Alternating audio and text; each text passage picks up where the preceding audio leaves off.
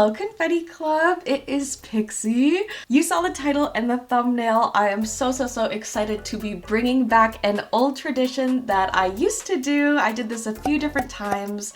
I am bringing back the birthday dress tradition. If you guys have been following us for, I guess, a long time at this point, because it's been like, what, 5 years since I did the last one?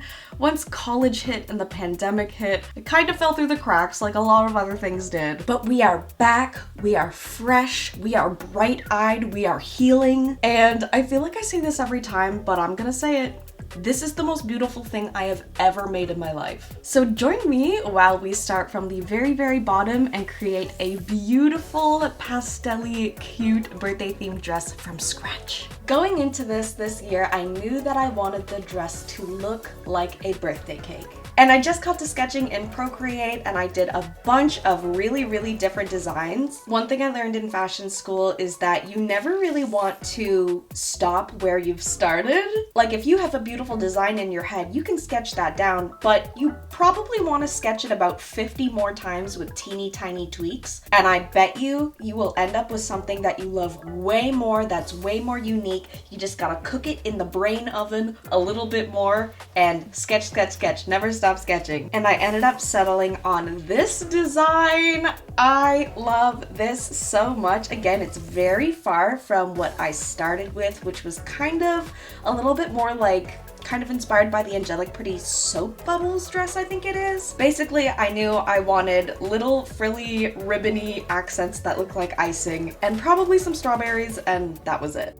Once I had settled on a dress design, it was time to actually pattern it. I really wanted to make sure I did every single proper step that I would have done in fashion school. So this dress is really properly crafted from the ground up. I did not want to skip any steps. I did not want to regress into my past fashion knowledge just because this is a project that I haven't done since before fashion school. I really wanted to like make my teachers proud. So I did fittings, I did a fresh block, I did a full proper mock-up, and then I did a fitting on that mock-up. This fitting was very exciting. I was so stoked about the shape. Also, this shape in muslin is like so sticky outy. She's fresh. There were only a couple of alterations to make on the shape, which is also stellar because the last time I made a block and stuff, it was not so perfect. The only real alteration was closing up that dart a bit more that is right above the bust line. And I also changed the style line of the waist a little bit to give it more of that V shape. Very roughly.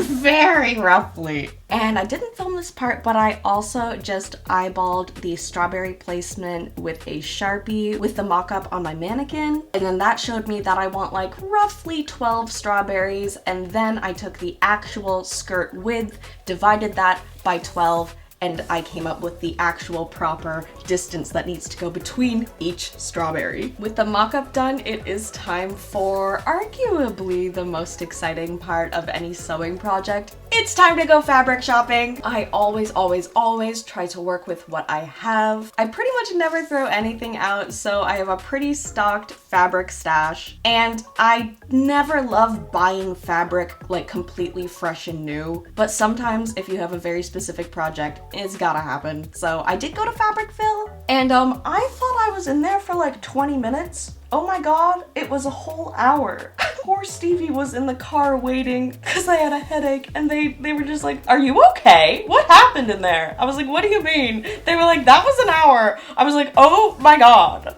Blacking out in the organza aisle. My original vision for this dress was to go like super 80s with it. I kind of wanted the dress in general to look like one of those like super frilly 80s cakes that are apparently really trendy with weddings these days. I wanted one of those at my wedding, didn't know I was a hopping on the trend Pinterest girl. So to go along with it kind of looking like one of those trendy 80s cakes, I also wanted the dress to kind of go 80s prom shiny dance vibes. So I was thinking of actually doing this in like a satin, but I guess even with my like hour of Fabricville hunting, I could not find anything even close to that. I ended up settling on this very, very fine, delicate, sheer, kind of buttercream colored organza. Choosing this material, I'm not gonna lie, probably like doubled this project's time. Every single thing took so much delicate, finicky pinning. Everything had to be double pinned and just preemptively complaining, but anyway, the color is perfect. It was really, really, really hard to try and find something that wasn't just an ivory off-white, but wasn't like bright friggin' sunshine yellow. I really think this gets that kind of yellowy cake frosting buttercream moment. However, I was able to reuse some other fabrics from my stash, which was really great. The material that I used for the strawberries was actually what was used for my strawberries in my Cure Whip cosplay, which was from friggin' 2017, 6 years ago. Let's go. As well as the pink chiffon accent fabric was also from my stash, as was another light pink satin that I used later on, which was also from Cure Whip. It's funny because Cure Whip's design is also like a strawberry dress. This dress is like Cure Whip's cousin if she went to Fashion Week and was a diva. And now we chop, chop, chop. Chopping out those fabric pieces. Chop, chop, chop. I really need to get some pattern weights or make some, but basically I use weights and a cutting mat and a rotary cutter. I will usually mark it down with my heat erase pen, and then I just trace that first cut piece, seam allowance and all, and then I mark that one later. I don't know why this is my method. It just feels more streamlined to me. So I mark like half of them all, and then I go back later and I mark the other half.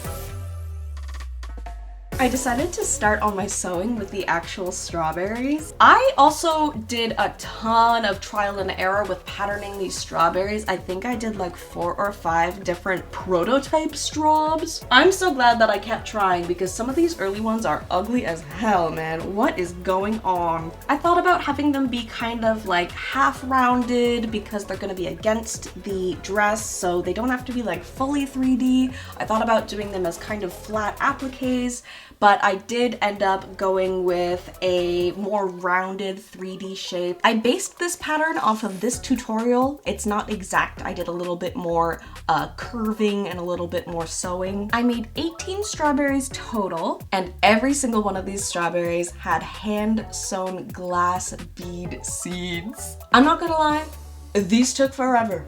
These took absolutely forever. I took them with me on my little birthday visit home, and I was working on those things like that whole trip. I did one from the very start to the very finish to get the time it takes, and these each take around 25 minutes. So there's that, but aren't they beautiful? For the leafy bit and the stem, I wanted to use some velvet. So this I also picked up from Fabricville New. And I'm really stoked with how I like patterned and figured this out too. I think this is a really, really cute shape. Along with the strawberries, I knew again that one of the most important parts of this dress is the faux icing. I really, really, really, really wanted it to look like this big, swirly, fluffy, trendy 80s icing. Like the kind where when someone makes something that looks like a cake, that's the icing that they use. You know? And I'm also really proud of how I kind of engineered this icing situation to work. Listen to this, okay? I feel like I've done something revolutionary here. So I started by thinking about like how that icing is made, period, and usually it's because you have some sort of like star tip nozzle thing that will give you, you know, depending on how many points are on the star, it'll give you these little like flaps that stick out, you know? So that there's like multiple ribboning along the icing situation. And I did check in the trims and notions aisle first to see if they had anything that would have worked, you know? I was not against just buying something that looked like icing and being like, shit. However, I did decide to do something completely insane instead. So I purchased an entire spool of this beautiful like 2-inch wide ivory satin ribbon. I doubled this over so I'd have 2 strands of ribbon going. I sewed it down the middle with a super wide stitch to be gathered later. I took it to the iron and I pressed that puppy open so that each layer of ribbon would be folded at like a 90-degree angle, and it made the whole thing more like an X or a plus sign rather than just 2 flat guys together. And then once you take this and you gather it, if you gather it at a very particular and extremely anal degree, it looks so much like icing, and I'm so stoked about it. I did see my life flash before my eyes whenever I clued into the fact that to really achieve what I wanted here, I had to manually gather each and every little wiggle.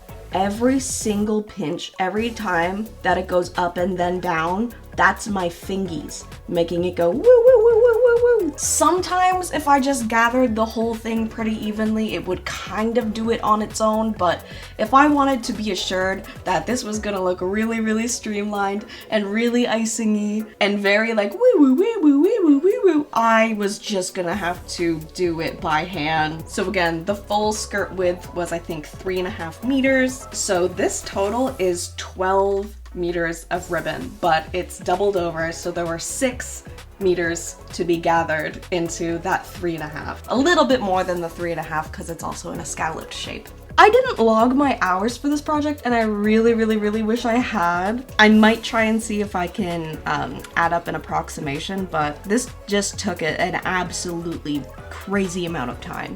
And I was happy to do it because I was so stoked about how it was looking. So we're at the point in the project where we have a lot of stuff locked down. The design has been chosen. The pattern has been patterned and altered. The fabric has been chosen and purchased. The straws have been strabified. The icing has been lovingly crafted. And we have now reached a point where I can no longer put off sewing all that organza together. I ended up interfacing all of it. This made it way easier to work with. It helped to make it a little bit less sheer, and it just helped the overall structure of the dress. I also ended up lining this dress not with traditional lining fabric, but with cotton poplin. This again was for structure. Whenever I tried on that mock-up, I was really in love with how the stiffness of that cotton muslin makes the skirt poof out so gorgeously. And then I bought this super dainty little little baby fabric, and I'm like, that's not gonna stick out the same. I know it's a little bit of an interesting choice to line a dress that's made with like special occasion, shiny, fancy organza with like cotton, but trust me, it is for the structural integrity and poof of the moment. Every single time I worked with this fabric, I had to do double pinning. That's where instead of kind of poking the pin in and out once, you go boop, boop, boop, boop, boop. And I just had to really take my time with it. Like I mentioned, I did some rooting around in my stash and I grabbed this pink chiffon fabric. I think this literally used to be curtains. I did some quick mental math and I chopped that up into little linguini to become my pretty frilly trim. I also tweeted something about how like, ugh, I really gotta order another gathering foot. I'm missing a screw for mine and I don't want to gather all this by hand. I just gathered all of this by hand. Even this pink stuff that absolutely could have been done with a gathering foot, I don't know.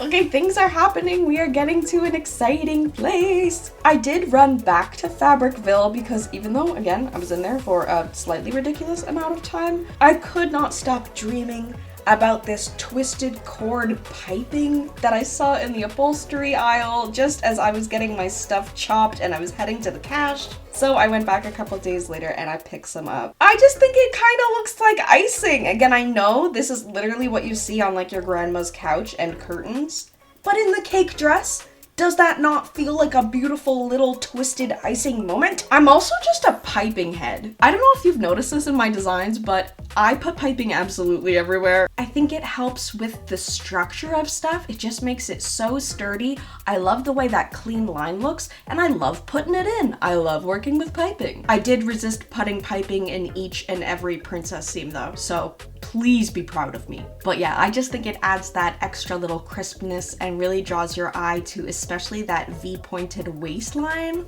Hello.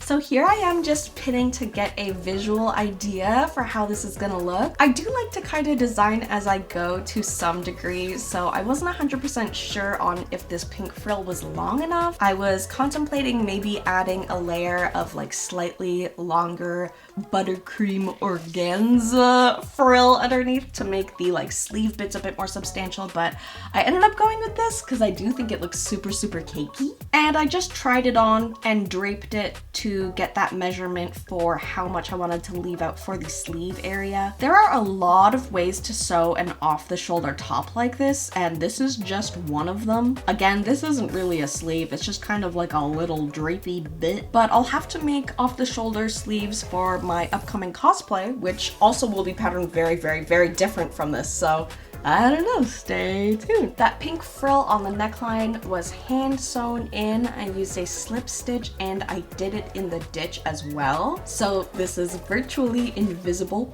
to the eye. This took an hour just to sew. Just to hand sew the pink frill on the top of this took an hour. But speaking of endless hand sewing, this was the most hand sewing of all. This is definitely the most daunting and intimidating part of the whole dress, which is attaching that ribbon icing to the skirt, especially because again this material is so fine and delicate and light, but I just took my time. I ended up doing a whip stitch. I started with a catch stitch and it was just puckering a bit too much. It was too intense, but I did very small sturdy whip stitches, so she's not going anywhere, she's not moving anywhere. And like I mentioned, I did the math to make sure these strawberries and the scallops of icing were all perfectly symmetrically the right distance apart from each other. I did it half of that distance from the center back as well. And then I went in with my clear ruler and my heat erase pen and I marked in where the top of each scallop should be and where the midpoint lowest part of that scallop should be. And this gave me my anchor points to pin and then hand sew. I'm so glad I was doing this for fun, because if this was like assigned to me with any sort of like looming deadline or like obligation, I probably would have hated it way more. This was a very nightmarish and daunting and difficult and just like so not straightforward, just fighting with the fabric every single step of the way, constantly repinching the gathered icing ribbon bits to be perfect little wiggles. Oh my god. But I'm so glad I did it, and I'm so glad it's done, and it's beautifully hand sewn. It's so proper, it's so pretty. Please be proud of me. At this point, we were really getting down to the wire, so I made a little list of what was left to get done. Every time I'm at this point where it takes up like half a page, it looks like you're gonna get it done in a day and a half, and then it takes 4 more days of like pure, like I wake up, I go to the sewing room, I work all day until I'm so tired at the end of the day I literally can't stitch anymore. Like 4 days of just marathon cake dress. So I need to remind myself that even though it looks like 10 points, each point might take you 3 hours. So like, use your brain. It was time for the moment of truth to attach the bodice and the skirt, so I trimmed that excess. I pinned her in, I slapped on my piping foot, and I sewed her up real good. This was so exciting to see. I love getting to finally see the proper silhouette and like how it's gonna look with the poof and the waistline and like And now we're into the details and finishing. Remember when I mentioned how hand stitching all of that pink ruffle onto the neckline took like over an hour? I had to do that again with the icing-y ribbony stuff. So you know, I listened to a lot of YouTube videos. I was really relieved at how well this turned out. I was really worried I was gonna lose that perfect wiggly shape of the icing, or it just wasn't gonna lay right or something, but I really think this reads as cake. This is another point where I did a little bit of design tweaking as I went. I just held up the strawberries to get a feel for how it would look the way that I sketched it, and it just felt like it was too much. They were too puffy, it was too campy. So I tested a couple of different ways that it could look with one strawberry in the middle of the chest with a bow, and I really like how this looked. I did a couple of different tweaks with the bow as well. I made this really big pink kind of Sailor Moon-y bow, but once I put that one on, I really think it looked too much like Sailor Moon, especially with the V shape on the waist. So I didn't want to confuse the vibe, and I think this little delicate sheer bow is just enough to be like, oh, there's a little something there. But it's still not distracting from everything else that's going on here. And after this, it was just finicky little technical stuff. I did a stitch in the ditch on the waistline to bring the lining and the self layers together. Self means the fashion fabric, like the fabric on the outside that you see. I sewed up the center back, I installed the zipper, and I also stitched down the lining on the inside. These are definitely my least favorite steps of making a garment, but I have to do them more to get used to doing it, and then I'll just knock it out like a machine. I almost forgot to talk about this humongous bow for the back that I made. Again, I used some of that scrap pink satiny stuff. It's just rectangles, and then the tail parts are pointed. I stuffed the main part of the bow, and I put wire in both parts, the tails and the like puffy part. I am so stoked with how this turned out. I want to make way more bows like this. If you add stuffing and wire, you can make it as big as you want. Gravity doesn't exist anymore. This looks exactly like how I sketched it out and exactly like how I envisioned it, and I'm just so stoked. It looks like a big pillow for a slumber party. Okay, are you ready to see how it turned out?